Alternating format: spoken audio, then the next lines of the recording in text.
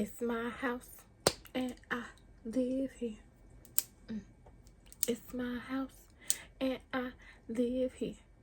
And that's why I got all these damn books, because it's my house and I decided to put them there.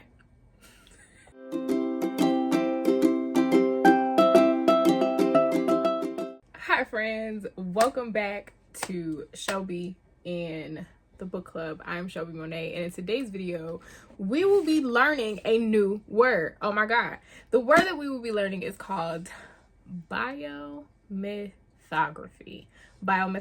Say it one more time.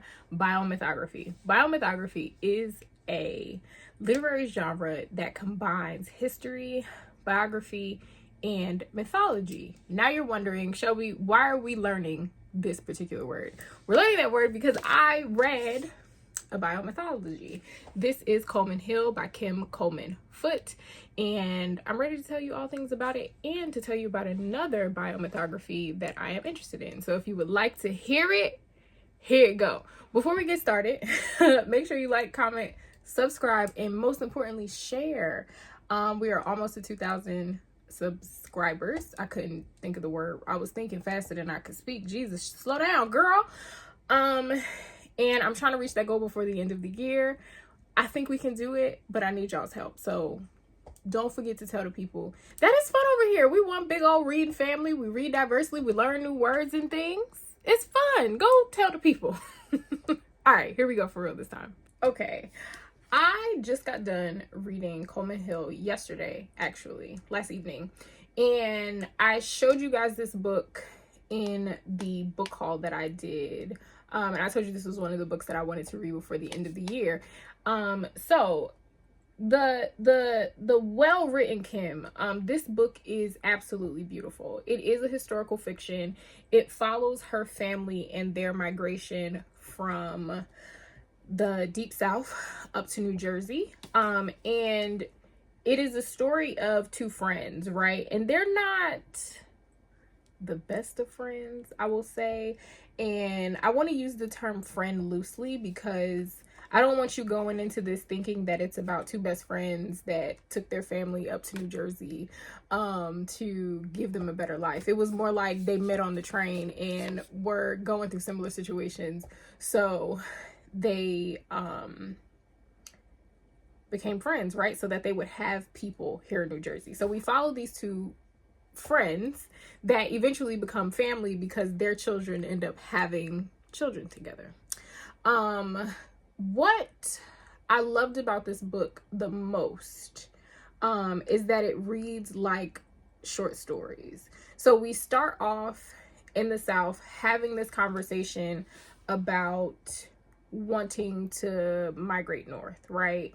And how a lot of people were doing it and how it was heard that it was better for blacks in the north, that they could get jobs, that they wouldn't have to deal with the harsh racism that they've all dealt with all their lives in the South, right? But the prologue, the conversation in the prologue is really about the disconnect between the first generation that was actually born free and their parents and grandparents, if they were still alive, that remember being slaves and remember the trauma from it firsthand, and how they were totally against, not all of them, but most of them were totally against the idea of leaving because it would be separating family, and they knew what that was like from slavery. So why would you risk the unknown versus staying with your family, which is something that I didn't really think about. So throughout this story, we meet Celia Coleman. Her husband moved to New Jersey first and then sent for her and their children. She was abused, is abused. We learn a little bit about her life growing up in the South and remembering sharecropping, right, as a child, and that sort of thing. And she really thought like, oh, New Jersey is gonna be it. Like, we gonna come up here, we gonna get rich. But her husband dies, and that kind of sends everything into a loop.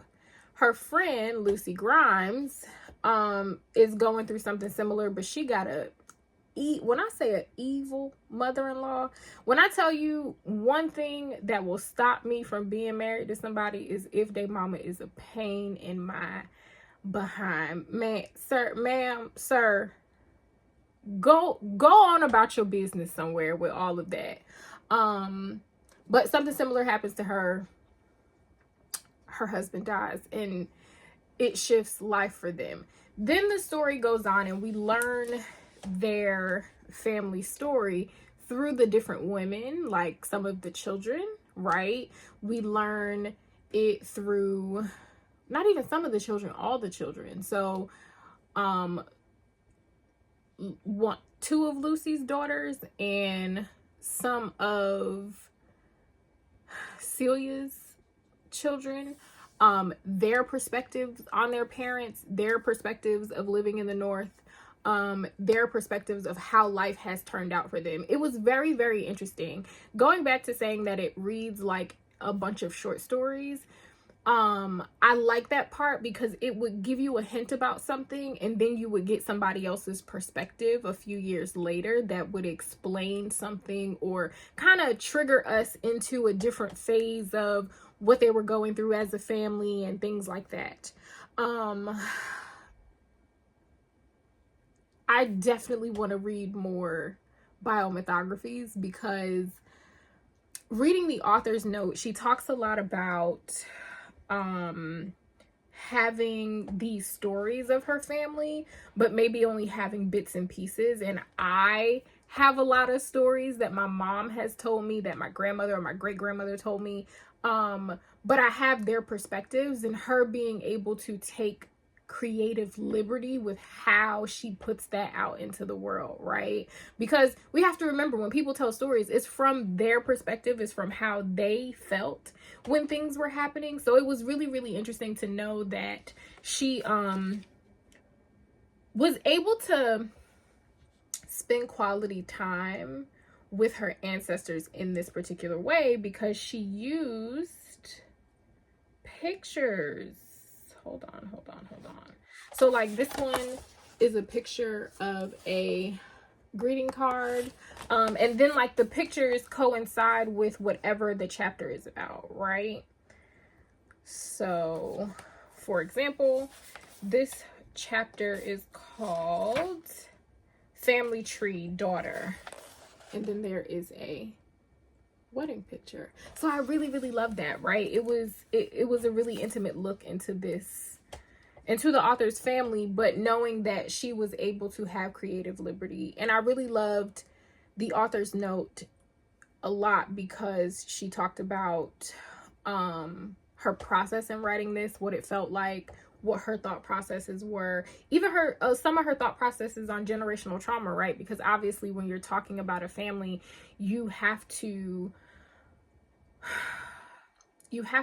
face the different things that were going on. And it really, she mentions in the author's note, like, oh, we spent all this time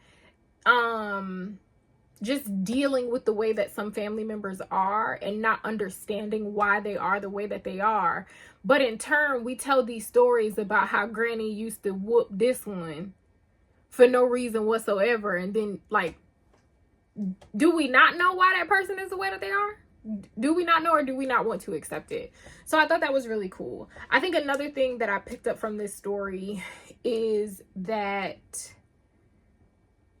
maybe moving north wasn't the greatest idea for us. That it did give us the opportunity to progress, right? We got homeowners out of it. We got jobs and a bunch of different opportunities, but we still had to deal with racism. It did not go away. Maybe it wasn't as harsh. Not even that it wasn't as harsh, it just looked different from what it looked like in the South. So maybe it wasn't necessarily the greatest idea for everybody. She also talks about that in her author's note.